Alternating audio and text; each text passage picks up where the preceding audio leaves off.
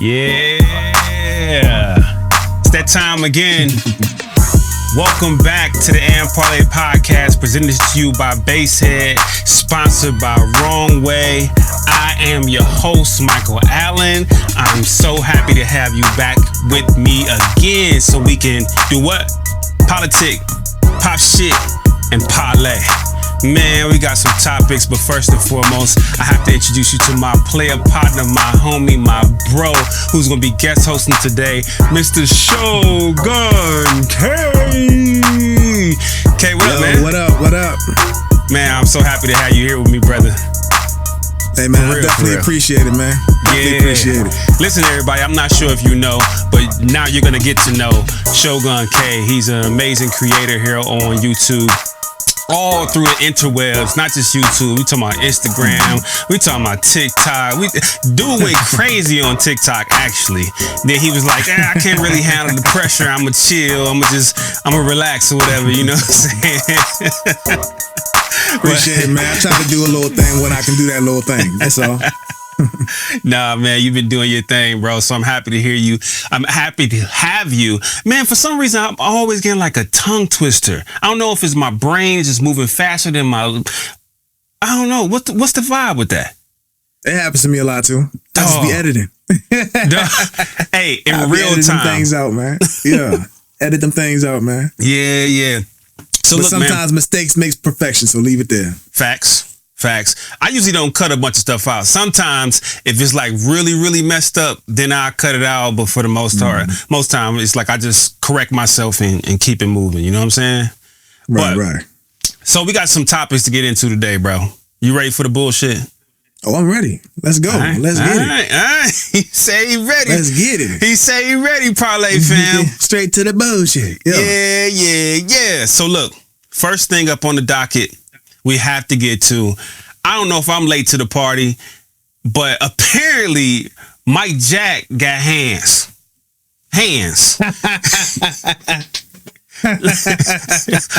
Hold on, what's Mike Jack? We talk about Mike, the one and only. Or the one? Okay, all right. The one and only. There is no other Michael Jackson. My man went from coffee all black to heavy cream. Yeah, okay. You know what I'm talking about. Yeah. Heavy. I already know what you're talking about now. You said heavy he got hands. cream. Yeah. Apparently, they say Mike Jack knew karate and he was very thorough in boxing. This is what I'm hearing. That's you not heard that typical before? light-skinned activity, but we'll roll with it. Yo, I don't know. I think Chris Brown would probably have something to say about that. Chris Brown didn't hold the light skins down. For sure. Nah, I'm just playing, y'all. So, Mike Jack apparently beat up Tupac. Hey, I heard that. What? Nah, say it ain't so, Pac. Say it ain't so. Look, I need you to come back from Aruba right now and stand on business. Tell people, ain't no way Mike Jack faded you, bruh. Ain't no way. Bruh. Nah, I can kind of believe it, yo. Because just like, remember you heard about when Prince was busy with basketball, getting nice with the Chappelle stories, remember? You want the I was like, nah, ain't no way until people started really confirming he could hoop, bruh. I mean, I done heard a lot of different stories of Mike that don't fit the image we used to seeing on the TV. You feel me? True. So, hey, I'm not surprised, bruh. Yeah. It's something about, I don't know. I think it's because it's Mike, man. I think it's because it's Mike. We just can't bring for me. Now, listen, they said Mike had a real deep voice too. So maybe he did. I heard it. Maybe deep voice Mike is the one who gave him the hands. It had to be. Like YNW Melly. I think I got split personality. You know what I mean? He got the Michael Jackson that was abused early on by Joseph. You feel me? That's the one that had to put the pause on him. Yeah. That's not the one petting Bubbles. That ain't the one. You know what I'm saying? I think it was deep voice Mike, man. It had to be deep voice Mike, man. Look, let's check out this clip real quick of this guy talking about it. Grew up. I mean, watch Quincy Jones' daughters grow up. Fast forward years later, Tupac is dating one of the daughters. I think it was Khadijah. They came out of What happened? Look, it's always something. It's always something.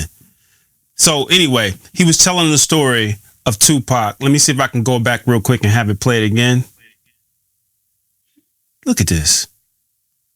It don't want to play. No problem. Listen, we got another clip. This clip was Boo Capone out the West Coast. He gives his interpretation, well, firsthand account, apparently, of this same thing that the other guy was talking about that happened when Mike Jack put pause on Pac. Check this out. They're having a party. Michael Jackson's there. We get there. Kadada is sitting on Mike's lap. Right? Mm-hmm. I get to Mike, what's up, cuz? Mike, what's up, boo? How you get here, cuz? Mike banging him. I said, what's up, Kadada? Give me a kiss. What's up, Kadada? Woo-woo? I said, what mama at? She was there. I think her brother DJing. I think, shout out Spanky Hayes might have been there. But listen, we at Humpy Hills. That's on the top. Only people over here is Michael Jordan. You got Martin Lawrence right here. Ice-T still got that old-ass house. It's in the hills. So next thing you know, Mo Preem, Big Sight, rest in peace, Pac, and it was somebody else who I know that fuck with Pac, Lalani. Hold on. I don't know. For some reason, the way he telling the story, I already believe him. I don't know. I gotta keep listening, man. Cause he talking about Mike coming in giving dap to niggas, and he said he was banging off top. Yeah. What's up, cuz? Is what he said. This is Gary, Indiana, Mike. Bruh. Then he said, you know, Ice-T still had that old ass house. Hey, bro, why we can't be great, bro? Look, what's wrong with having an old ass house, man? But that's how you know an OG telling the truth when he say, yeah, he got that old ass house. Right. You know, cross street from on Geraldine down you there. You over there on. Here we go. Let's keep going. Pac, you know, family. Everybody else did. Everybody did. Just before Pac got killed, he was fucking with Kadada. Pac didn't come in. Pac. He's a Gemini. You gonna get the good, nice Pac, or you gonna get the evil Pac. The evil Pac, you gotta beat his ass. The evil Pac, you wanna fight. Dog, that's the dark skinned Mike and the light skinned Mike. Yeah, man. Split personalities, man. Yeah. Hey, I think they just cracked the code, bro. I think they just cracked the code. That's why Mike went from black to white, bro. His Gemini. But they were talking about they're talking about Pac. Pac's a Gemini. They didn't say Mike was Gemini? I don't know if Mike's a Gemini. For sure Pac is, though. Oh. All right, we're gonna let him live on that. Yeah. Okay. So Pac didn't come in. He come in and say, yeah, my nigga, rest in peace. I see him. I'm about to cry. Sight, nigga. Yeah. It's my homeboy. Okay. And come in, Mo Preem. That's Mo Preem. Probably in New York. He comes in, he see Kadada Jones. That's what he's fucking Kadada. He say, whatever his name, K-Baby something, I need to holler at you. He don't acknowledge Mike. I'm like, wait a minute, cuz.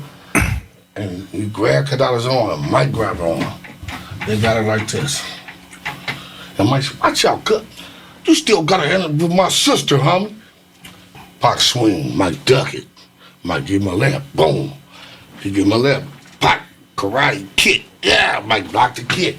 Yeah, they go to the ground. Squad, we come break it up. Mike got grass in his perm, and Pac got like what's up. And nigga, who stopped that beef? Rest in peace. The homie, IVC. Yeah. Why he had to throw the grass in the perm though? Bruh. But what he said was Pac threw one first. So we got to put some respect on his thug life. He threw one first. But Mike dipped it. Came up. Weave. Wow. Yeah. Bobbing and weaving. Yeah. Then Tupac kicked. Then they hit the ground. Then they tussled. It almost sounded like a tie though. Because it didn't really nobody really get off. You feel me? They both got a lick in and they started tussling on the floor. No. But still. No, think? Mike won, bro. When Pac swung, Mike dipped it and hit him with the bing. One hit. That's all you need. The kick don't count. But the kick is when somebody pulling you away. Hold on, was the kick on the ground or did he Bruce Lee kick his ass? Like, did he side kick him or something? Nah, if he Bruce Lee kicked his ass. You know what I'm saying? Because you know sometimes when you get hit so hard, you only want to throw hands no more, you want to wrestle? That might have what happened, bro. Mike thought this was a boxing match. Hit him one time, got the Bruce Lee kick, oh hell no. And then they started wrestling on the floor. You know what I mean? Bruh. It might have been that. When you get hit so hard, you want to wrestle. Yeah, it's you don't want to fight anymore. You want to wrestle. Yeah. That's funny as hell, bro. Damn, dog. That's an L. I'm sorry. You get hit that hard that you want to fight, you want to wrestle. Mm-hmm. That's crazy, bro. Ooh, you got me crying. Yeah, we done swinging. Nah. Because, you know, on a wrestling tip, they're going to break it up. You know what I'm saying? You can catch your breath, get your wind back. You know what I'm saying? You get to nurse those injuries while y'all tussling. You know what I mean? Facts. Well, according to Boo Capone, and that clip was courtesy of Back on Fig podcast. Shout out to the West Coast. Yeah. Definitely gotta make sure we get them some love. Yeah. Apparently, the Boo Capone might put the pause on Pac, bro. I mean, why OG's gotta tell stories like that though? That was a long story, bro, just to get to the fight scene, bro. He was about to cry. My man was like, man, he came in, he had on brown corduroys, and he had that Bic lighter in his pocket. You know what I'm saying? He actually sparked a cigarette up, had a conversation with one man on the corner first. But then he had a glass of water. When you got an OG smoking a cigarette, like that, telling the story like that, I tend to believe it. Yeah, because they remember everything. Is what I'm saying, bro. The man had a Bic lighter. He pulled out a blue Bic lighter. I mean, it was a blue Bic lighter because it looked just like mine. And right, he tilted the head to the side, smoked like an OG. Bruh. He took 2 puffs. Hilarious. On that third puff, he teed off on him. I think Pac got the pause. Now look, we got Pac up there. He in the greats. Does this change his status? That might put pause on him. Pac, Pac used to live in Baltimore. Pac got the brakes beat off him a few times from what I've heard from stories.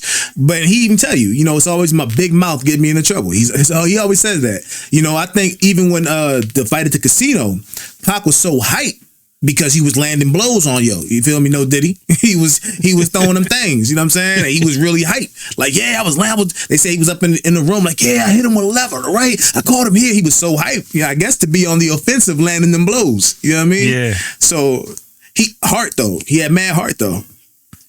Well, I don't think he was much of a fighter though. You know what I'm saying? Later on in that clip, Boo Capone said that he said Pac always wanted to fight, but he couldn't fight. Yeah. He couldn't play basketball either. It's just crazy they doing my man Pac like that. But Pac, it is what it is, man. Pac, get on Twitter, man. Get on on TikTok, man. Tell the truth, bro. Hey, he been gone long enough, G. He can get on there. He's straight. He's straight. You ain't taking me down that rabbit hole, man. Pac is gone. He is gone. He could have been came back. I watched his mama mourn for him. Like, nah, he gone, man. Facts. He gone. She'd have been gone, I feel like. Had it been true, she'd have been gone with her son, man. She'd have been left the country, got up out of here. I agree with that.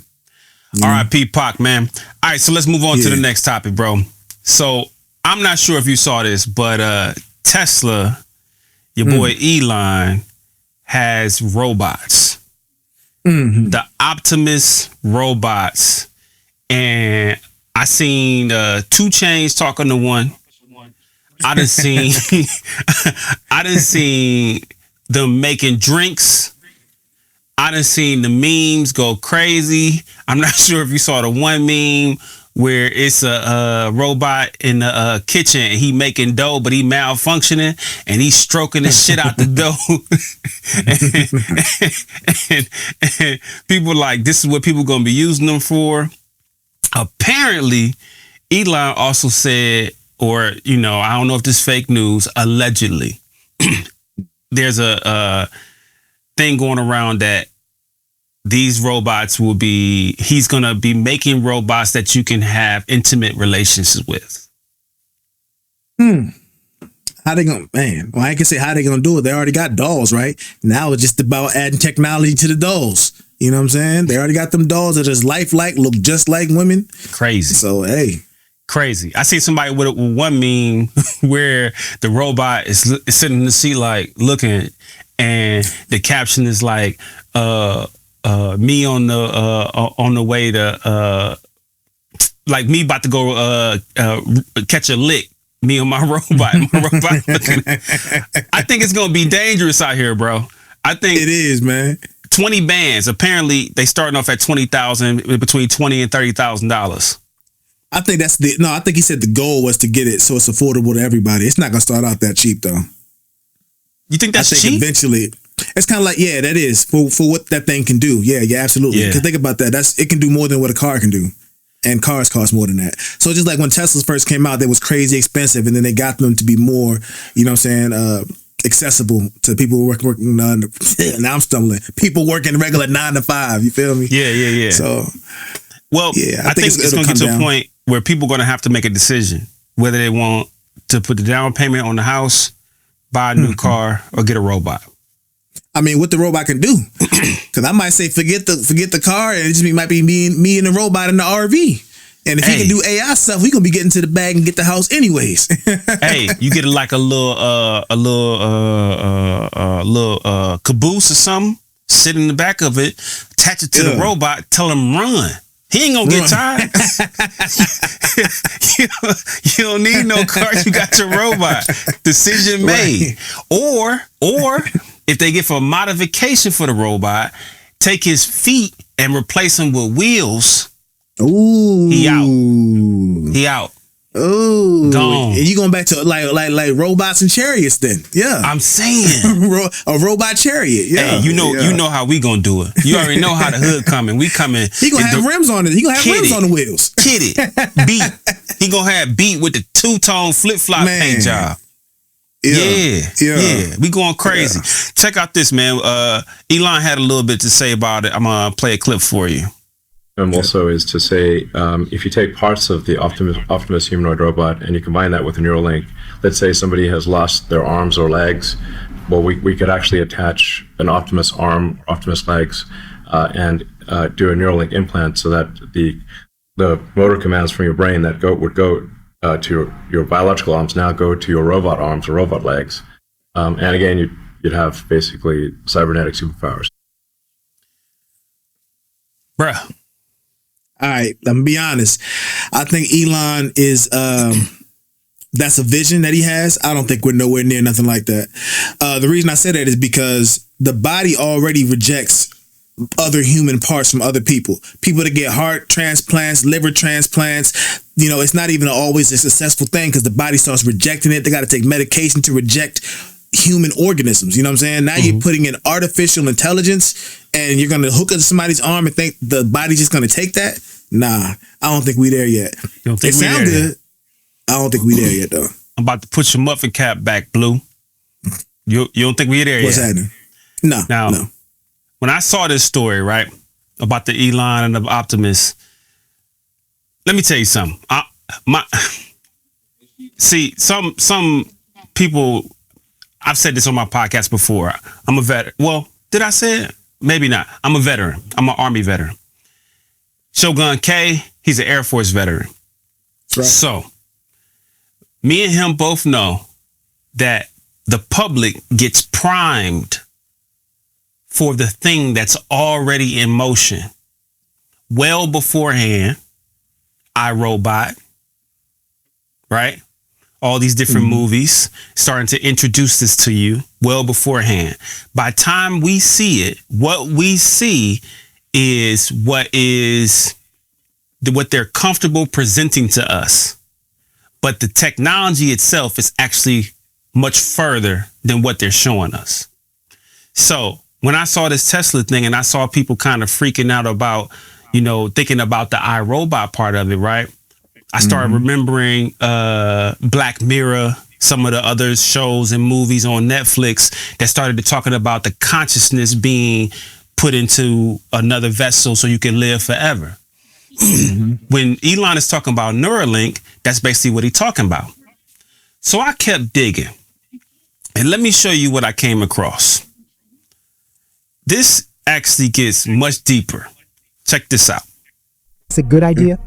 The robot is powered by lab-grown human brain cells. The Chinese researchers who developed the brain-on-chip technology, called MetaBOC, let Shanghai Eye in its lab to capture this footage. Researchers from Tianjin University and Southern University of Science and Technology say their tiny lab-grown brain, or brain organoid, could learn tasks faster than current AI models. They say it uses much less energy than AI, which needs a lot of power and data to learn. These brain cells also show more intuition and creativity than AI, learning with fewer examples. The researchers believe this technology could combine human-like and machine intelligence. This would mean robots and other machines could think and learn more like humans.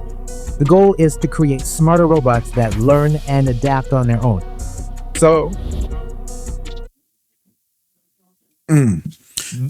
that concept is a little bit different though, because they're not taking a human person and introducing those elements into it. They're taking a brain and combining it with the technology. So therefore, it's not like a person walking around on the day-to-day trying to live with these things infused in it. They're already being combined together. So you got to, you know what I'm saying? That's a little bit different than what I was talking about earlier. But what you said earlier was that the body has been rejecting organs. And so we're talking about combining the human body to a robot. This is basically what they're doing. They've created a lab-grown brain and combined it with the hardware and the AI technology to make AI and the robot even smarter. No, I'm with that. I feel you. But it's a lab-grown brain. You know what I'm saying? That's not like the same as a regular human brain. It's already built and made in a laboratory. So it's being made to function with whatever technology they're going to combine it with. Right. So they don't have to worry about the same pitfalls as a regular person. Because like it's just like you see people now with cybernetic arms, right? That do the test runs. And they got these things hooked into them. And you look on the entry points and they got like blueness and all kind of swelling and stuff because the body is trying to push it out. It's trying to reject it. Or like C.T. Fletcher. You know, C.T. Fletcher, big dog, you know, Superman. If y'all don't know who that is, the power lifter. You know, it's still your motherfucking set. That's C.T. Fletcher. He got a heart transplant. He has to take medicine and he has to deal with pain every day because his body is trying to reject the heart. You know what I'm saying? His body is trying to push out a human heart, even though human to human. So I understand, to me, like you said, I do understand that technology is a little bit faster. I think sometimes we think that it's further ahead, even with the military stuff. Because think about this, just along the same topic. Think about how long ago Star Wars was. Have you seen one laser gun in war yet? We could just shoot a handheld laser gun, pew, and it go through one person, the next person, the next person. Star Wars came out like the 60s, bro. You know they have it, right? And we still ain't got laser technology. We still ain't got beam me up, Scotty. You know they have it, right? No, they do not have a handheld laser gun, bro. It would be been used in war already. No, not a handheld laser gun, but there's laser weapons and technology that is launched from drones. Yeah. I've okay. I say it like this. I've heard about them. I have never seen them. Yeah. They use them a lot to do a lot of the strikes that happen when they're trying to take out a target. You know what I'm saying? It's not always. Have you ever seen footage of that though? I've seen footage of it. Of the laser? Not of the actual laser, but of the strike. See, that's the difference though, because now we're in the age of, right now with the wars going on, right? You can literally see regular people like you and me who are in war pick their phone up and say, look, see, it's a U.S. ship bombing us right now. Or it's a whatever country ship right now shooting missiles right now at us. So if there is laser attacks, somebody's going to have it on video. Yeah, hopefully. But we have Area 57. And you ain't seen nobody show video of Area 57. What's that? Area 57 is a place, I believe it's in Nevada, where... No, Area 51. 51, excuse me. I thought you were talking about some new stuff. I'm what is... I misquoted. They went to 57? I said, I don't know nothing about that. Misquoted. I can tell Area you stuff 51. on that offline. You know, I used to work there. Yeah. But it's not a lot of people walking around with video of Area 51. So I only say that to say, just because it hasn't been seen on the main scale doesn't mean it's not there. And then to double back, I think that I agree with you. The host body is rejecting and they're still trying to figure the science out. But it's a lot of people walking around here with prosthetic arms, prosthetic leg, robotic this, robotic that. And I think prosthetics are not connected to the body, bro. No, I agree. But there are neurological appendages as well. People are able to control their hands and everything with neurological signals. So I'm saying that they're getting much, much, much closer. Just by the simple fact that they can develop a lab-grown brain, you have to have the architecture of the actual human brain to work with, right? Yeah. So the RoboCop, it ain't too far-fetched, dog. No, I mean it's not. I just, when Elon talks stuff, I love Elon Musk and his ideas, but I got to be realistic too, because brother, if you can figure all this out, why you can't figure the cameras out on the Tesla? Why are the Tesla still driving off road on autopilot? You're talking about creating cyborg people, bro, but you can't get the cameras right on the Tesla. Come on, man. Hey man, them cameras is lit. Did you know you could walk past the Tesla, as soon as you walk past it, it start recording you? Yeah. I get that, but Teslas are still on autopilot, driving off and unaliving people. You feel me? Yeah. They're still getting confused on what it's seeing from the cameras and still doing crazy stuff. Yeah. Now, how do we go from that? We ain't got that fixed yet. But you talking about cyber technology? You talking about we finna be in Mars, living in Mars in the next 20 years? Here's the last thing. How do we go from A to we got B, C, D, E, F, G? We got a lot of stuff. Here's the last thing I'll say on that. On the menu. Here's the last thing I'll say on that. I agree with you.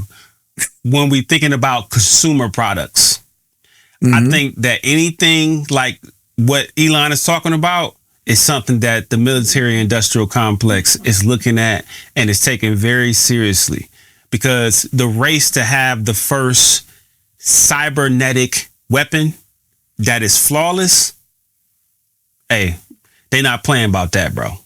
No, and it wouldn't be released to the public either, though. Exactly. That's what I'm saying. You're correct when it comes to consumer products. Yeah. But on the back end, well, maybe we getting a little too deep, man. Maybe G14 classified, bro. We don't need to. Hey, don't have my phone blowing up now. You remember that paperwork we signed? Remember that paperwork we signed when we got out? I used to work. You know what? I ain't gonna bring it up. Hey, we both had top secrets. You know what I'm saying? We definitely did. Okay, so let's go on to something lighter. Let's get into something lighter. Now, look, me and you had some conversations about this offline. And you my player partner, you my brother, but they not like us. You know what I'm saying? My man, my dog, my player partner from the West got nominated for 11 BET Awards, walked away with 8. What's up, man? What's up, bro? The disrespect to Drake is crazy out here in these streets, man. Hey. Let me tell you, hey, 50 said a long time ago, he said fans are fickle. They like fiends, bro. They gonna go to whoever got the hot shit at the time. That's what 50 Cent said years ago. The switcheroo, all these Drake fans from 3 years ago, where did y'all go? Nah. Where did y'all go? We still love Drake. But we like Drake with the melodies. We don't like Drake when he act tough. That's it. Y'all was co-signing all the features for the past 10 years. You feel me? Nah, y'all was rocking to all the hooks, all the gangster hooks. When he came out, started from the bottom. Now I was like, damn, I was a little conflicted.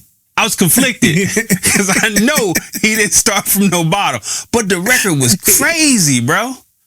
Yeah, that shit was hitting, dog. I mean, we partly to blame. I ain't gonna lie. Yeah, but Kendrick, lyricist of the year. Hip Hop Artist of the Year, Song of the Year, Video Director of the Year with him and Dave Wait, Free. what Song of the Year? They not like us? Yeah. What you mean? Song of the Year. Did Pac ever win an award for Hit 'Em Up? Bruh. Did Big ever win something for Who Shot You? Hey, talk to him. Y'all is on some bullshit. No Vaseline. What's up? Let's talk to him. We talking about Kendrick, Lamar, Kung Fu Kitty, aka K Dot.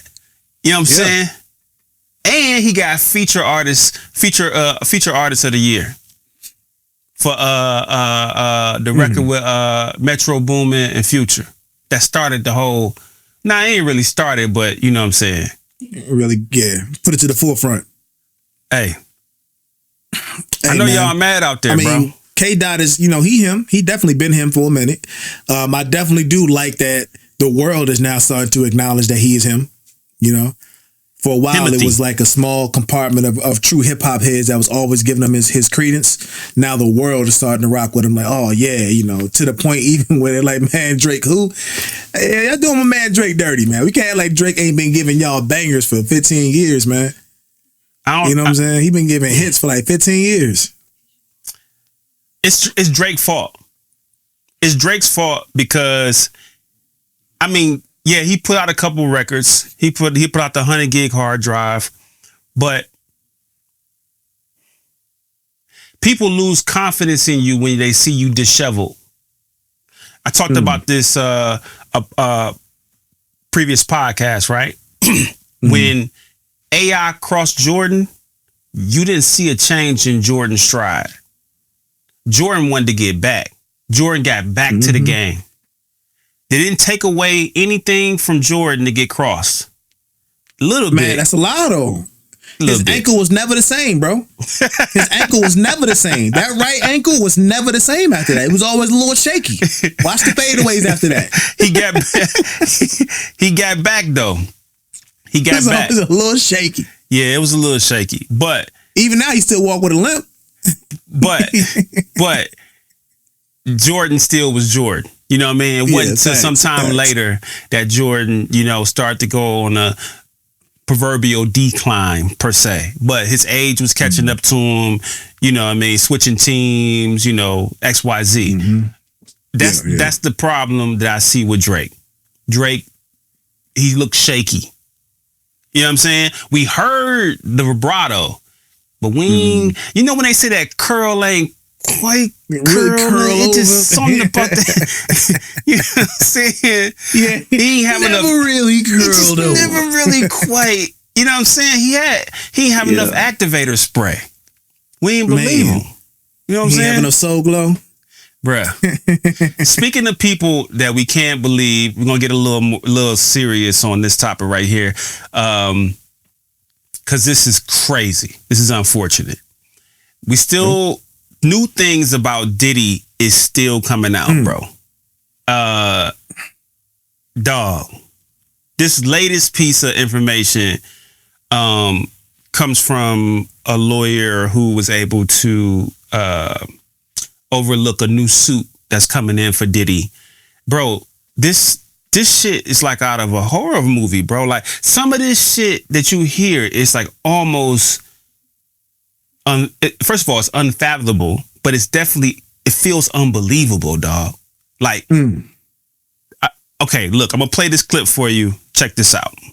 I just read all 62 pages of the newest Diddy lawsuit, and by far this is the most disturbing thing I've ever read. This is the point where I usually tell you to grab a cocktail, but this time I'm asking you to grab some tissue and definitely your earphones. Ashley Parham is the newest plaintiff to file suit against Diddy, but she also is suing a few others. She's also suing Christina Coram, here she is, Shane Pierce, and 3 John Does and 1 Jane Doe. And for those who don't know, John Doe and Jane Doe is a fictitious name that is used when the person's real name is unknown or being concealed. What we do know about these people is that Christina is an employee of Diddy. She's also known as his right-hand woman. And Shane, unfortunately, is someone that Ashley considered to be a friend. Back in February of 2018, Shane and Ashley met. He actually came to her rescue as she was getting into an altercation with another man at a bar. After the whole ordeal, a bunch of people are standing outside the bar talking, and then Shane decides to FaceTime Diddy, kind of showing everyone, look who my friend is, I'm important. Ashley kind of makes a face and is completely unimpressed and makes a statement on how she believes that Diddy has something to do with Tupac's death. Diddy, who's still on FaceTime, overheard the comment that Ashley made and told her she would pay for saying that. So after this whole ordeal at the bar, Shane and Ashley become friends and they keep in touch. March 2018 rolls around and Shane calls Ashley and asks her to come over to help him take his cancer medication. He said he was too weak to open the bottles. Little did Ashley know this is actually a setup and potentially about to be one of the worst days of her life. After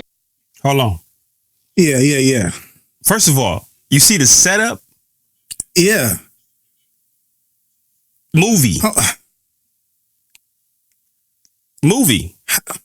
Yeah, it is. It is. How did Pac get thrown in this? All this is gonna start from a comment about Pac? First of all, this man is on the phone. Why in the hell would you take? I know why. But why would you take the opportunity to say this right now? I think he has something to do with killing Pac. That's crazy. Like, where does that even pop up in the conversation when you know the person's on the phone? Like, why would you even say something like that? Like, why? I don't understand. That's a red flag, bro. That's a red flag on the story right there. That's just so convenient that something so big would spark so much drama, and that you have the gall to say that. The unmitigated gall. And my man said, well, first of all, Diddy ain't my man, but homeboy said, no Diddy. No Diddy. Homeboy said, you gonna pay for that. Yeah, that's weird too. Right? Let's keep going. She arrives, they make small talk. He tells her how he just got this new car and he wants to give her a spin. Now we know hindsight is 20/20, but this is a sign. How you too weak to open medicine, but you well enough to drive? Nonetheless, they head for a little spin in his car and head back onto the house. Once back inside his apartment, she notices that he leaves the door slightly open, so she mentions it to him, and he says, oh, the door's been tripping. I told maintenance about it. They should be fixing it soon. About 10 minutes later, guess who comes right on in? You guessed it, Diddy. Oh, but he doesn't come alone. He's there with Christina and also his bodyguard. The bodyguard is named as John Doe number 1. Also, Jane Doe is there, another woman who she does not know, but she describes her to be in her 30s with blonde hair. And John Doe number 2 and 3 are there, who's supposedly a friend of Diddy and Shane's and also Diddy's driver. According to the lawsuit, John Doe number 3, the driver never came inside. He stayed in the car. Ashley states that Diddy immediately started to antagonize her about the comments she made about Tupac. He started walking towards her with the knife, held it up to the right side of her face, and said that he should give her a Glasgow smile. If you don't know what that is, it usually is when the victim gets a cut on each side of their mouth all the Hold up. Well, I'm gonna ask you to stop real quick. Yeah. Wait a minute. So now, as many people that Diddy has interactions with, this is the person he doesn't know. This is Shane's friend. You telling me he remembers this girl specifically and what she said from 2 years ago? Because the story started out in 2018, then we speed to 2020, and he remembers this exact person? I'm saying, bro, I don't know, bro. That's a little. It's crazy. He remembers you and the comment you made, and it's been itching him that long. He had to wait 2 years. If I know Shane, I could have been and said, hey, man, put that, put on the phone. Who the fuck you think you talk? You know what I mean? Like, it could have been some motion on that. And then Shane a foul motherfucker, bro. Yeah, so, like, how you gonna leave the door crack and you gonna set her up like that? Like, hold on. Before we even get there, you need help taking your cancer medicine and you can't open the bottle. So she comes through to help you out. Now you say, hey, I just got a new whip. You trying to take a ride? That story don't even make sense either, though. Here go the thing, too. You telling me there's nobody else you could have called to help open a bottle of cancer medicine? Her. There's nobody he could have called in the world. Nobody close by. And she just maid came. in the house. I'm guessing he got money. If he's friends with Diddy, he got to have money. It's got to be a maid in the house. You actually, there's somebody helping you. If you're that weak in your cancer that you can't even open bottles, you have assistance. You have somebody coming by to give you your medicine, right? Right. Come on, man. This story is just all over the place. It's not making sense, bro. Nah. It's not making sense, but it's sounding foul. Like, that's what I'm trying to tell you. This shit sound like a movie script, right? Then Diddy comes in with a knife and tell her he gonna give her the smile. He gonna cut her up. He came with a knife? Or did he grab a bottle and say, I'll give you a... He had a knife, bro. Why is Diddy carrying a knife? He walk in with a bodyguard and the girl Christina and a knife. Let's finish it up. Okay. Away to their ears. Then Christina urged Diddy to stop, suggesting that it wouldn't be a good idea. They could just sell her to one of their clients. Then Christina went on to threaten Ashley and said she would ship her off to anywhere in the world and she would never see her family again. Diddy and Shane then proceeded to strip Ashley of all her clothing. They pulled a bottle out of a bag and started pouring that liquid all over her. She was in fear at first, thinking that it was some kind of chemical, but then she soon realized that it was baby oil. Then Diddy instructed Christina to insert what looked like a syringe up Ashley's vag. Then something went wrong. Whatever was a part of their plan with this syringe, Christina wasn't doing it right, so Diddy started inserting it himself. Christina and Jane Doe decide to leave, and so now Ashley is alone with Diddy, Shane, John Doe number 1 and 2. Next, Diddy picks up a television remote that's nearby and starts violently inserting it into Ashley. Ashley is hysterically crying and screaming, and Diddy instructs Shane to flip her over on her stomach because he doesn't want to see or hear none of that. Diddy then instructed Shane to put a pillow over her head to muffle some of the screams, and then Shane proceeded to R-word her anally. After Shane, then Diddy, John Doe number 1, and John Doe number 2 all took turns doing the same. She also stated that before John Doe started, he doused her with more oil and then jumped on her back as if she was a slip and slide, which knocked the wind out of her because he was a large person. She also stated that while John Doe number 1 was doing this to her, that Diddy was sitting in a chair in the room masturbating and filming. During this whole ordeal, John Doe's phone falls near the bed. She tries to reach for it but can't grab it, and she says Diddy starts laughing and says he owns her now. She stated that by the time it was over, she could not move and she had no control over her bodily functions. At some point, bruh, There's one part that's missing from this story that I don't understand. What's that? So far, this is, first of all, this is gruesome, man, and I don't even want to say that didn't happen, because if this is true, man, this is so foul. It's like one of the foulest things I've ever heard, outside of the stuff you hear about in criminal library. You know what I'm saying? With like serial killers and stuff like that. Right. Where I didn't hear where she's fighting back the minute they tried to strip her of her clothes. The minute stuff is getting foul, you're not trying to reach for a weapon. You're not trying to defend yourself at all. You just kind of let it go down. What can you do? You can fight back. Yeah, but what does that look like? What does that look like when you got Diddy, a bodyguard, and another woman in the room, and homeboy who lured you over there, Shane? So you got four people in there. You know what I'm saying? The story looks different, right? The story goes, I tried my hardest to fight. The bodyguard was big. He punched me in my face. Somebody grabbed me from behind. I was being choked out. Until I could no longer resist anymore. Once they beat me down, I was held down. The story sounds a little bit different when you're fighting back. You know what I'm saying? You're gonna be like, yeah, they tried to do this. They tried to strip my clothes. I tried to push away and tried to run, but the girl jumped in front of me. Sean grabbed me. Somebody put me in a chokehold. I was then, the story would sound different if you're defending yourself because you're in danger. The way this story reads is like they came and you stood there and they just stripped your clothes off you. Nothing happened. Like you didn't do anything. Yeah. You thought you're trying to determine whether it's a chemical or not. Why aren't you worried about the fact that they're stripping your clothes off? Yeah. I'm not concerned whether it's a chemical you're putting in me or you're stripping my clothes off. Right. Yeah. Unwarranted. You know what I'm saying? Yeah. I mean, bro, it's so. That story, it came from, her name is Lauren. On TikTok is Lauren your lawyer? So her name is Lauren. She's a lawyer.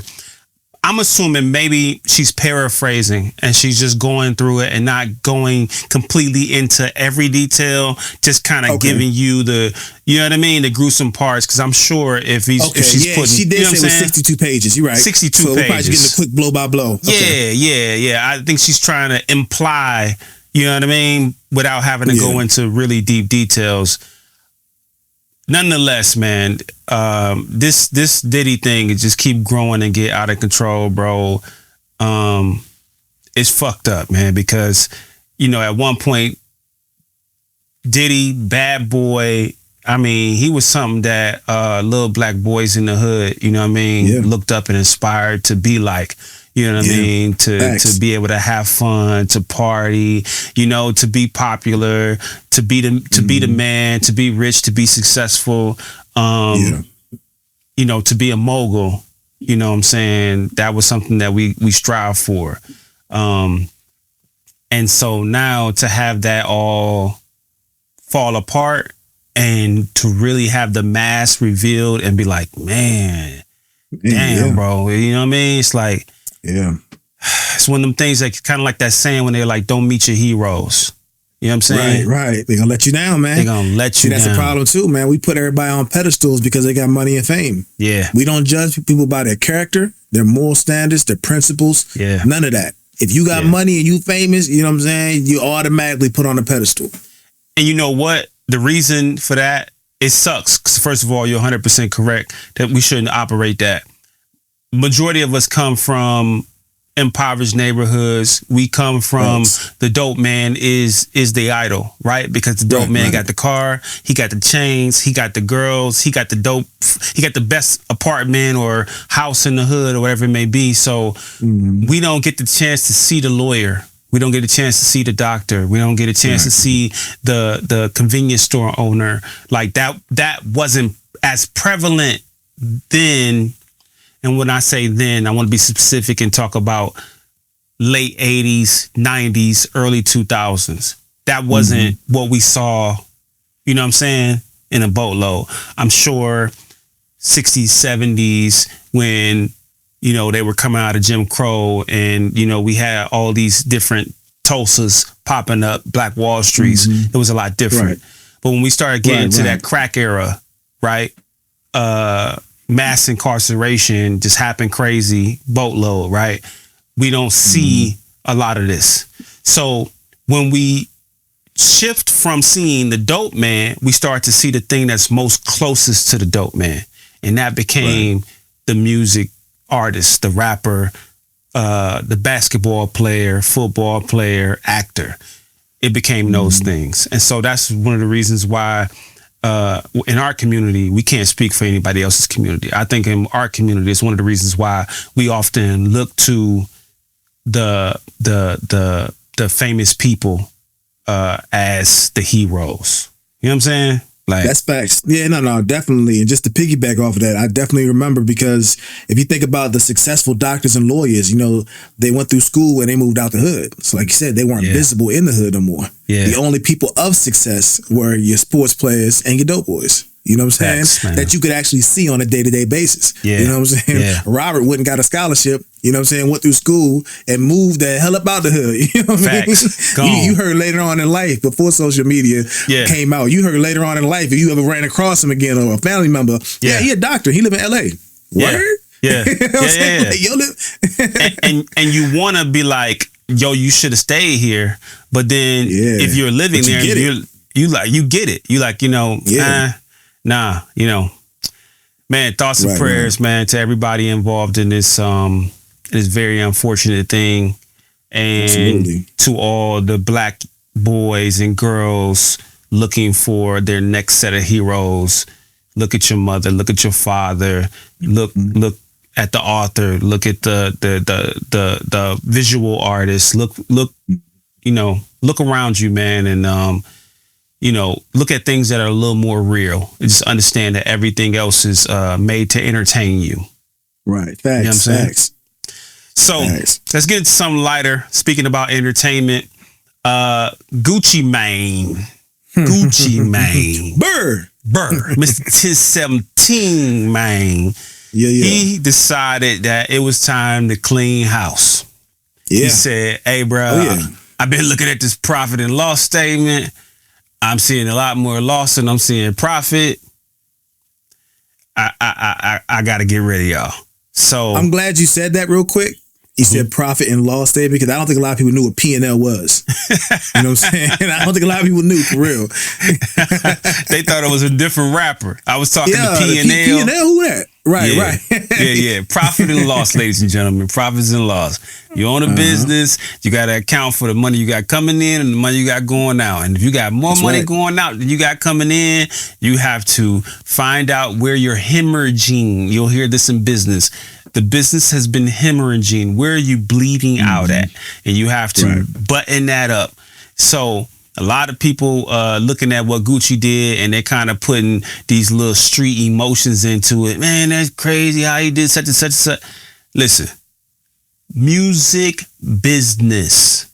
Stop. It's not music family? Nah. It ain't music homeboy. It ain't music partner. It's music business. If you don't have solid business, don't nobody care about the music. That's facts, man.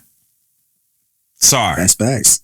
This was a straight business decision. It wasn't nothing personal. Now, even him keeping Pooh Shiesty and Fujiano, I think he's doing that more as a favor to them, because, you know, they're both incarcerated right now. So it gives them more time to keep money in their pockets, and so they can have a situation when they come out. So that's admirable in that state too, I right? didn't even think because about he could that. be like, man, these boys, I don't know when they come home. I think Fujiano got 8 years. Dang. I don't know how much time Shiesty got. He could be like, nah, man, you know, but he did. To me, like you said, it's business, man. If you look down, he tried to make an all-star team. Yeah. Yeah. Normally, you typically want to focus on 1 or 2 artists, right? 1 or 2 artists that you can really just put your time and money behind, and really see what works and what don't work.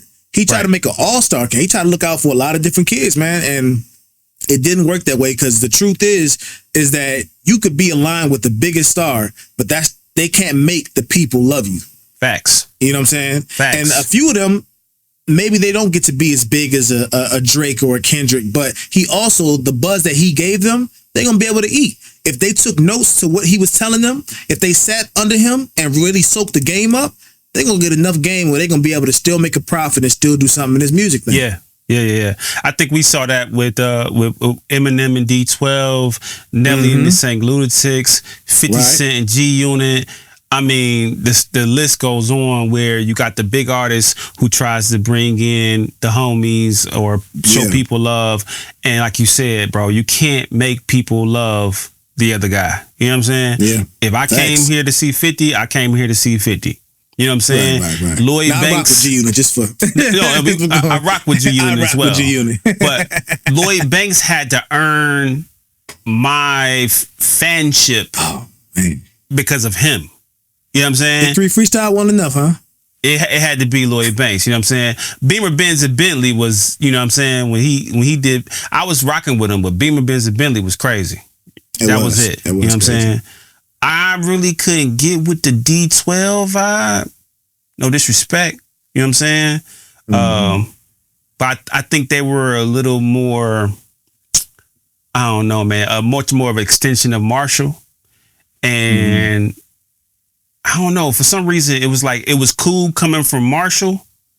I ain't really want to hear it from nobody else. Does that make sense? You know what I'm saying?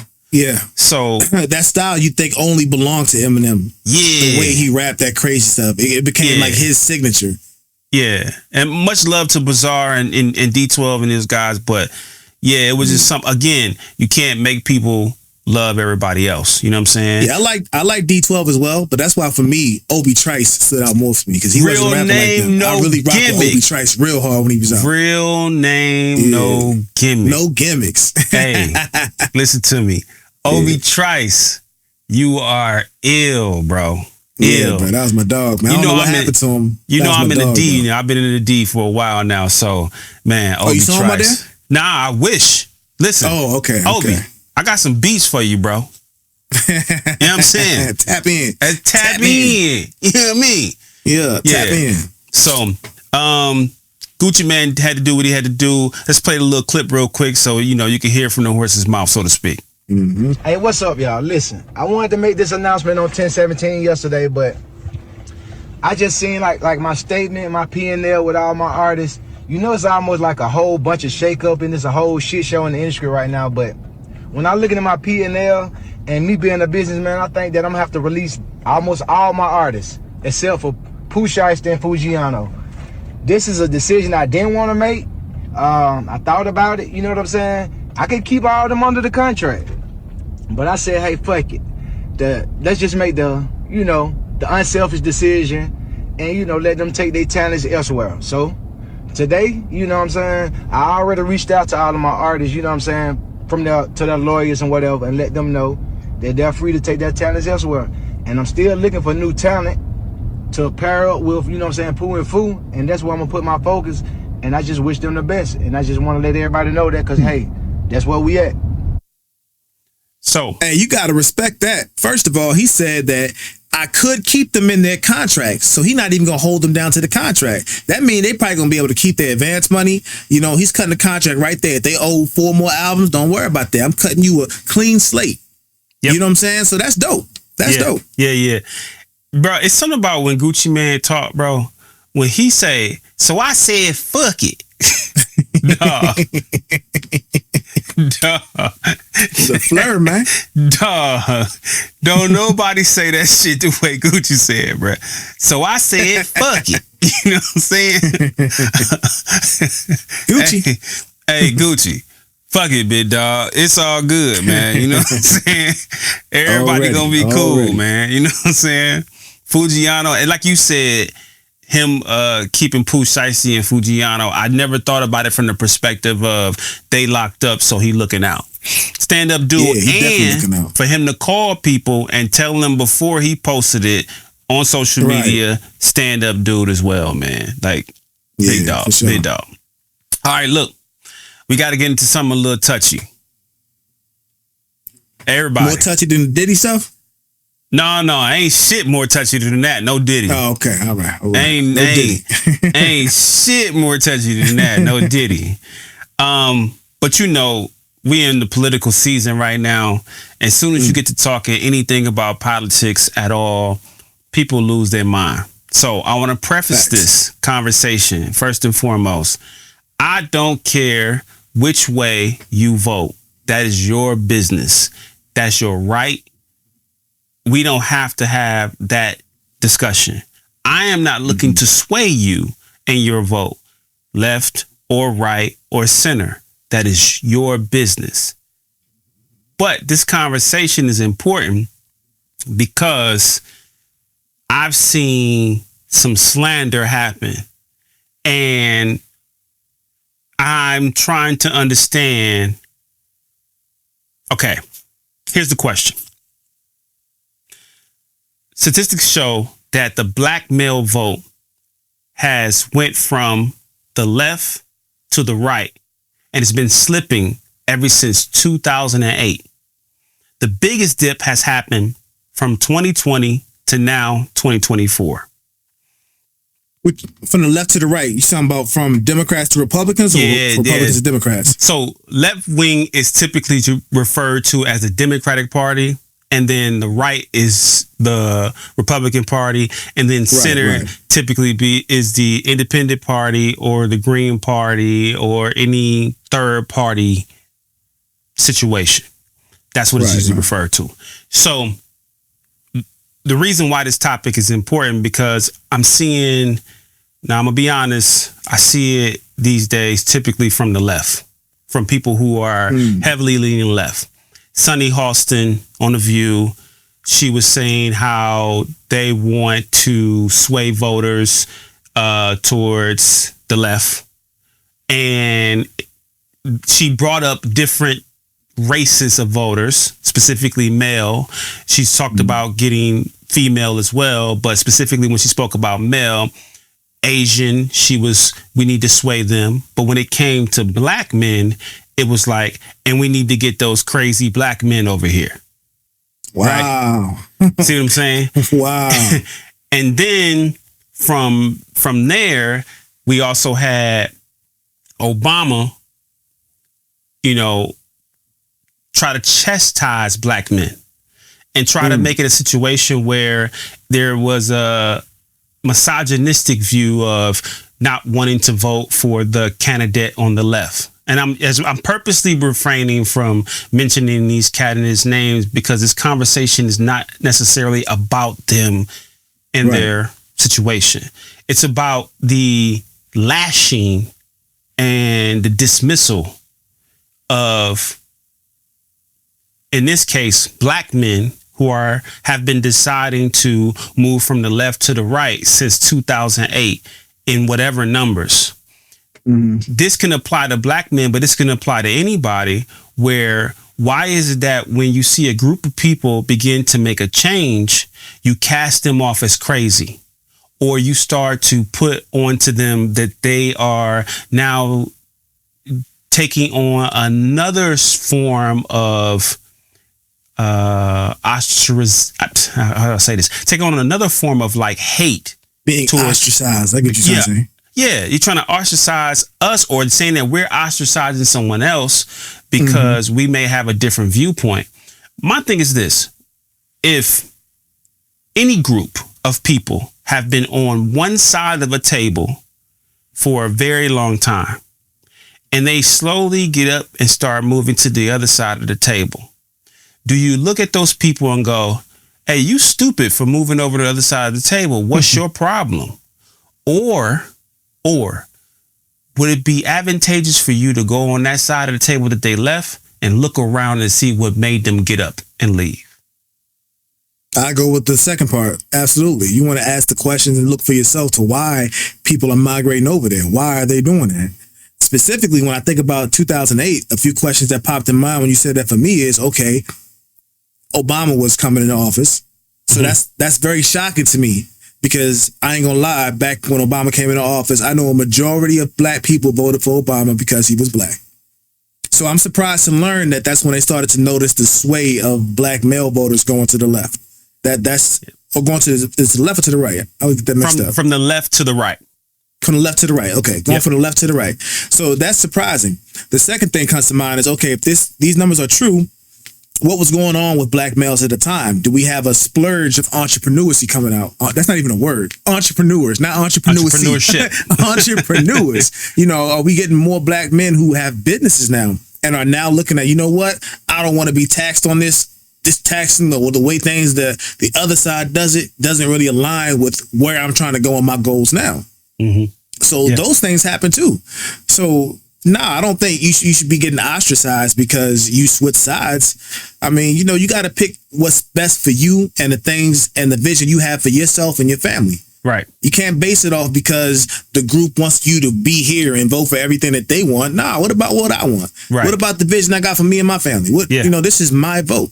Yeah. And I don't knock anybody for their vote. You vote for who you think is the best candidate for the things that you want to accomplish and the vision you have for yourself, your family, and for America. Right. That is solely your vote. Right. So when people be like, oh, if you don't do this, like, I'm not trying to hear that. My ancestors, they right. They unalive. They were unalive for our ability to vote. Facts. I mean, we have, whether we vote or not, it's our decision to vote or not, and more specifically, who we vote for is our own choice. Ain't nobody business. That's why they put you in that poll by yourself and close the window, close the curtain on you. Yeah, no, it's a fact, bro. 100%. It ain't no 100%. Group activity. Yeah, 100%, man. I just want people. I just think we should start looking at what makes people move from whatever side of the table they're on to the other, and not dismiss them and just cast them as crazy. Or something's wrong with you because you're not thinking the way I'm thinking. Maybe, maybe we need to inspect the table. We need to look at the legs. We need to look at the chairs. Do the chairs got splinters in them? Right. You know what I'm saying? What is the problem that's making people move from here to there? And then, again, we're not going to go too much further deeper into this, but I think our allegiance should be to our betterment. Exactly. Facts. That's the only allegiance. Facts. So if the allegiance is to our betterment, that allegiance could be left, right, center. Right. It could be wherever it is, as long as it's for our betterment. Right. And what that looks like, we have to also understand that looks different to everybody else. Everybody doesn't share that same vision, because we're not a monolith. Right? I guess we all when it's election time. Yeah, I mean, just make sure y'all get out and vote, man. Make sure y'all get out and don't vote. I ain't pushing that. Or don't. Whatever's advantageous for you. Just be because comfortable. Some people don't need to if they haven't done any research, you haven't studied enough, and you don't know what's going on. You're just gonna go and cast a vote wherever people tell you to cast a vote. That was pointless. Hey, 2000 when Barack Obama first term came in, I have to be honest. At that time, I voted for Barack Obama because he was a black man, and I remember. Yeah. I said we won't get too deep into this, but I remember. I called my great grandmother at that time. She was still with us. The head of the family. And I said, Grandma, I called her that night. Grandma, we did it. And she said, we did what, baby? I said, she said, we got a black president. I said, man, I'm so happy. Aren't you happy? She said, I'm happy for you if you happy. I said, popped your balloon right there. Damn. Damn, grandma. You know what I'm saying? And my grandmother, my grandmother was born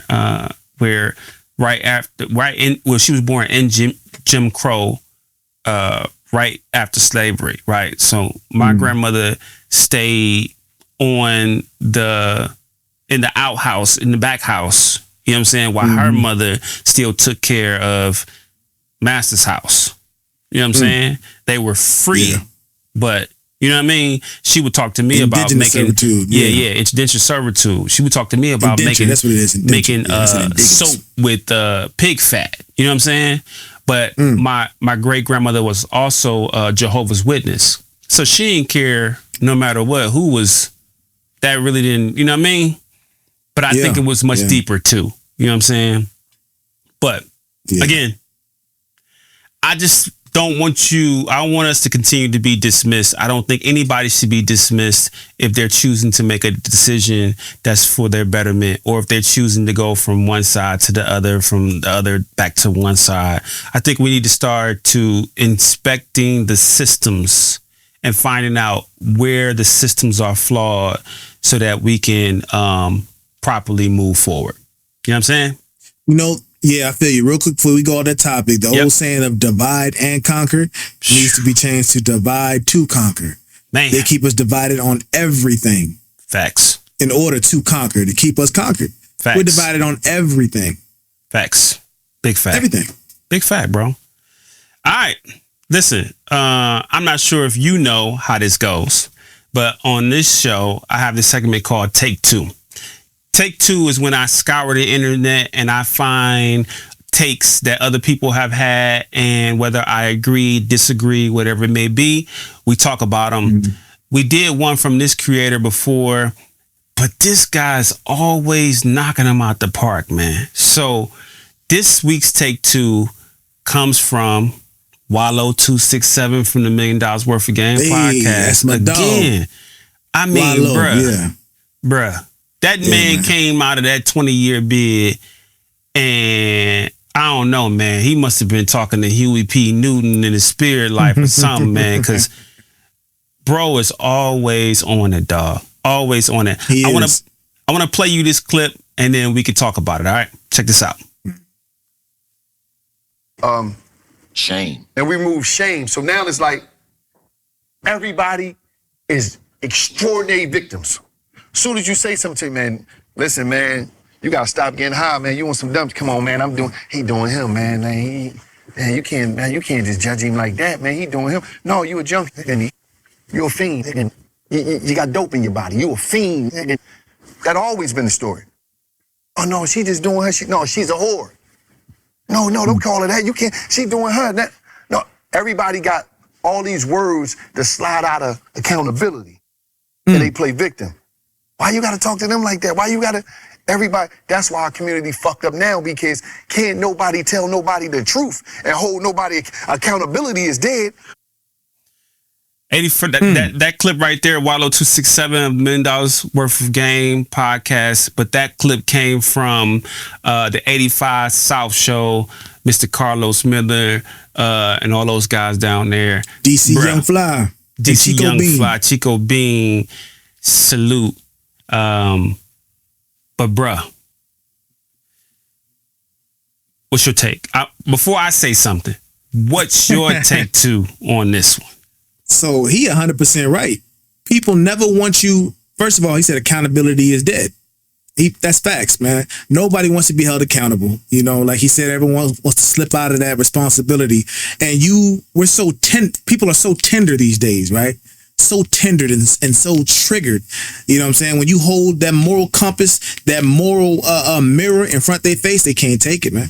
We used to say, you call a spade, it is what it is, right? You don't do that no more. Nah. You see a spade, you better call it a club. You better feel it out first. Make sure it's not a heart. Make sure it's not a diamond first before you call that spade a spade. Yeah. You feel me? Because no one wants to be corrected. No one wants to take accountability. And people are comfortable being low vibrational. Now, I got my low vibrational moments. I'm like everybody else. But people are comfortable living low vibrational now. where you don't have to take accountability. So he 100% on point. He normally is. I couldn't have said it better myself, man.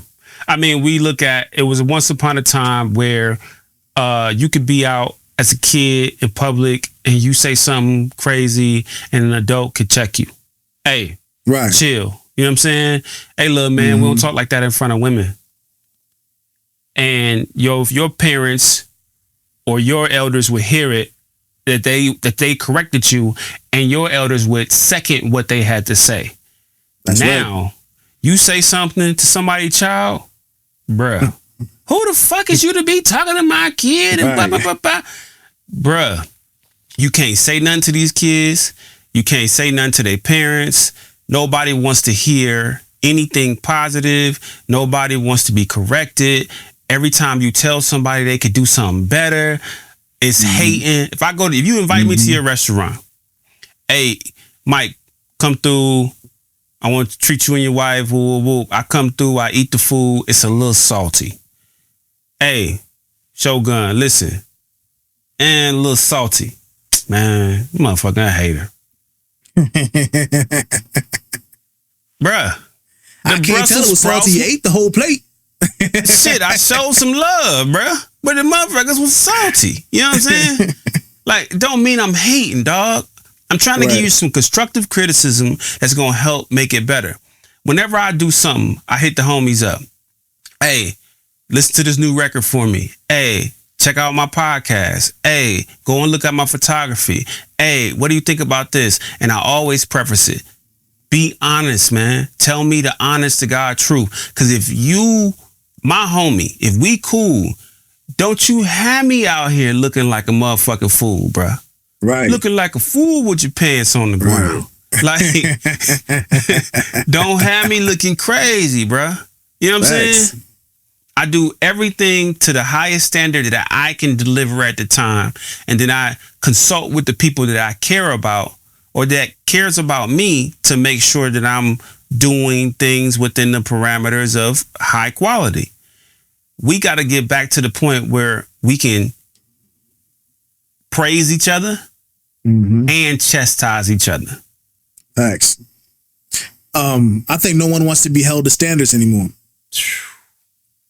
Facts. They don't want to be held to a standard. Yeah. Because the first standard you got to conquer is within yourself, right? Yeah. You got to adjust the moral compass inside. You got to standardize yourself internally for how you want to be perceived. Facts. You know what I'm saying? Before anybody else sees anything, you got to get inside right. Yeah. You know what I mean? People don't want to be held to no standards nowadays. They want to be able to do what they want to be able to do, and it's okay. It's acceptable. You got to live with it. You got to deal with it. Nah, man, that ain't the way life works. Yeah. And just to touch on what you said earlier about how, not earlier, just a minute ago, about how back in the day, others could correct you, right? In that neighborhood, you could be corrected by your elders. Yeah. That's that divide to conquer again. That village mindset, it takes a village to raise a child. That mindset pushes every child to be great. So you getting correction from auntie, the neighbor's wife, the neighbor's uncle. You getting correction from everybody. That same mindset built Black Wall Street. Yeah. It takes a village. That whole mindset built the Black Wall Street movement. Facts. We can have our own hospitals. We can have our own delis, our own stores, our own police. We can police ourselves. We can have our own everything. And we can all live in unison together and really build something if we all on the same accord. Right. Morally. Yeah. You know what I'm saying? Strategically, goal wise. Like everybody helping each other, ups and downs, helping build each other up. Yeah. Because everybody can't work on cars. Everybody's not smart enough to be a lawyer. Everybody, you know what I'm saying? But where do you fit in on this puzzle we call life? Yeah. And how can we help lift you up so that we can get to the whole picture? Yeah. You know what I mean? Just like you said, I first of all, bravo. I completely agree. Also, you touched on, I gotta say this part. You touched on people not. I think that people don't want to feel shame and guilt. Shame and guilt for what decisions they've made, where they are in life, what they are doing or are not doing. They don't want to feel that, because in order to have that transformational change that we know we're capable of having, at some point you have to feel shame and guilt. I'm ashamed of myself for not getting up and working out like I'm supposed to be. And I feel guilty that I've chosen to slack. And because of these two, I am now going to deal with myself in a way that says, get up and do something about it. Earlier, I was talking to my wife and I was like, man, I didn't work out today. Dang, man, I can't be no bum. And she's going, don't be so mean to yourself. Don't talk to yourself like that. Now, we on our words of affirmation. I understand what she's saying. But it's also a part where I have to make myself accountable. Hey, don't be no bum. You said that you was going to do this thing. So I got to do that thing. And when I don't do that thing, I probably may have a justifiable reason as to why not. But I don't want to get myself too comfortable with justifying my reasons of why not. Right. I want to justify the reasons of why I still did it in spite of. I'm okay with dealing with the shame and the guilt. I think that's the problem. That's one of the biggest problems that we have. People don't want to feel shame and guilt. And they don't understand how motivational that actually is. Or people are dealing with a lot of mental health. So maybe for a lot of people, it's not motivation. That's true too. You know the thing is, you still got to feel that bee sting to do something. Yeah. You know, you need to have a cause to have a reaction. Yeah. Right. Thanks. And you don't want to live there in shame and guilt, but recognizing, understanding that should be enough motivation, or it should start, you know what I'm saying? The wheels rolling to want to motivate yourself. Facts. But above motivation, you need discipline, because there's days when you're not motivated, you know? Yeah. And to Facts. develop discipline takes time, because we developed a lot of bad habits. Facts. Mentally, morally, we've developed a lot of bad habits that don't allow us to discipline ourselves. Yeah. Or to have a disciplined mindset. Yeah. Like you just talked about working out. You know, we all understand we only get one body. That don't stop us from pouring liquor. That don't stop us from smoking. That don't stop us from eating all this crazy food. You know, when we overweight, we still keep doing what we're doing. It be so even though good. we know this is one body. Damn, it be That's so it. good. Damn, bro. You know what I'm saying? These programs we got up here is jack, bro. Yeah, that's a fact. We got to reprogram our mind. Excuse me. Yeah. Everybody go and read the 4 agreements. That'll help. Look, we inching towards the end of this thing, but before we get out of here, I have another segment on the show called Put On. Let me put you on to something. Put on is we find the dopest things happening out, dopest information, dope artists, dope art, dope. And we expose people to something that they may not have been up on. So we're going to put them up on something. Typically, I will go first, but since you are my guest, I'm going to roll out the red carpet to you, fine sir, and give you the ability to put these people up on something. Take the floor. Okay, so something I could put people up on is something I never knew, and it's something we were not taught in school. But it's something that when we became 18 years old, it destroyed a lot of our credit. Credit cards. No one ever sat me down and taught me how to use a credit card. That's not something they taught in our public schools, at least. But we as adults still don't know the difference between your due date and your statement date.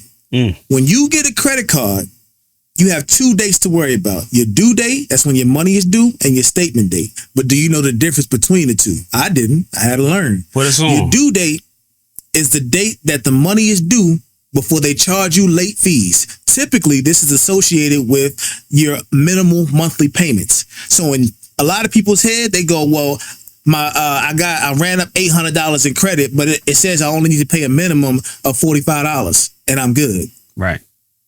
And then you make that payment on that due date and you think you're good. Wrong.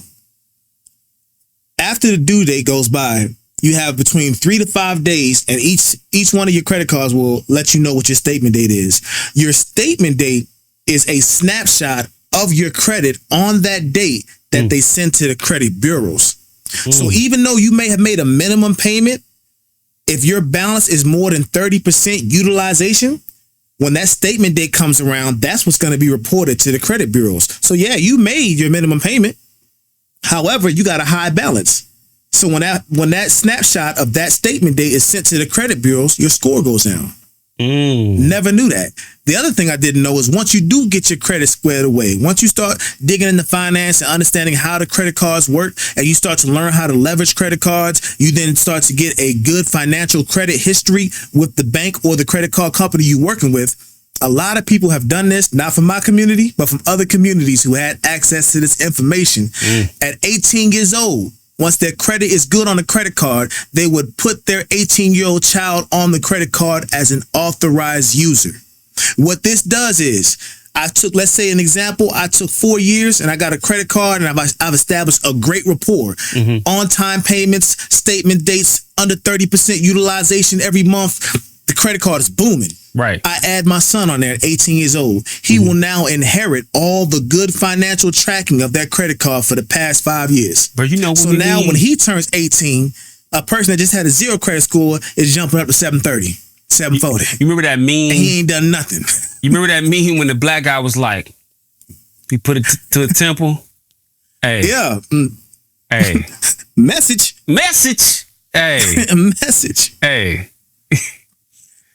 Yo, thank you, sir, for putting us on. Yeah.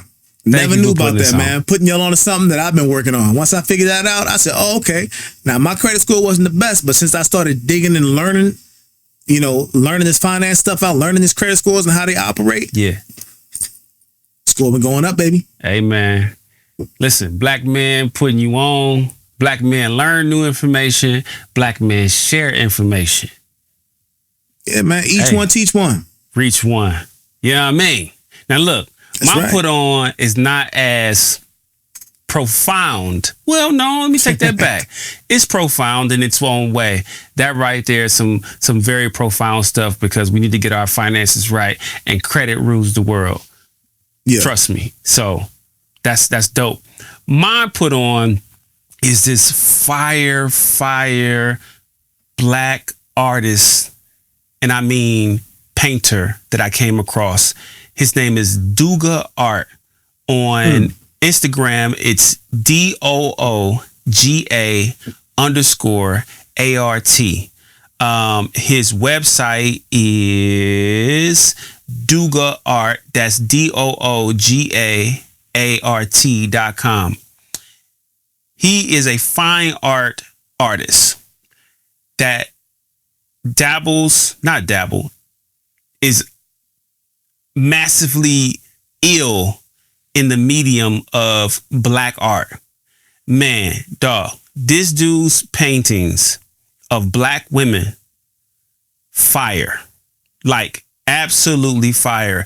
His use of colors in the medium, fire. Like, he tapes blacks, oranges, reds, magentas, greens, blues, and the way he is able to make all these colors fit in a piece and look cohesive, along with having strong black caricatures, be it African art, be it black women, being patterns, whatever it may be. Bruh, Douga Art, bro. If y'all haven't seen this man's art, he has some stuff that he did for Simone Biles. Crazy. He has his own interpretation of what's my man? Why his name just slipped my mind that quick, bro? Basquiat. He has his own. Jay-Z put out there. Yeah. He has his own interpretations of some work or some, design aesthetic that came from Basquiat with his own spin on it, with the gold grills in there, bruh. Fire, bro. So not only can you get prints and canvases, you also can get his work on t-shirts as well. Douga Art. Dude's out of, I believe he's out of, Charlotte, North Carolina. Again, black man that we have to show some love to. Douga Art. Douga_art on Instagram, DougaArt.com. I just put you on. Trust me. Fire. I'm gonna check him out. Hey. I wanted to check him out right now, but it started the tapping noise on my cell phone. Yeah. Listen, ladies and gentlemen, I thoroughly appreciate you coming out, kicking it with us, parlaying on the AndParlay Podcast, presented to you by Basehead, sponsored by Wrong Way. I have been your host, Michael Alln, with my guest host, Shogun Kaye. Please make sure you go check out his YouTube channel, Crazy Dope Reactions. You gotta go check him out. All original content. He keeps it coming. He's gonna keep flowing. And you know, anything I can do to help my brother, I'm gonna help my brother, man. Thank you again, Shogun. Appreciate it. Man, thank you, bro, for coming through, man. Hey, Anything man, you want to say appreciate to the you people? having me, man. Definitely a dope session. You know, we have these conversations all the time. Facts. And never just utilize a platform so that others could be a part of the conversation. Facts. So I love what you're doing here with the AndParlay, bro. Man, my brother. Listen, y'all, this is the last time you're gonna see Shogun Kaye.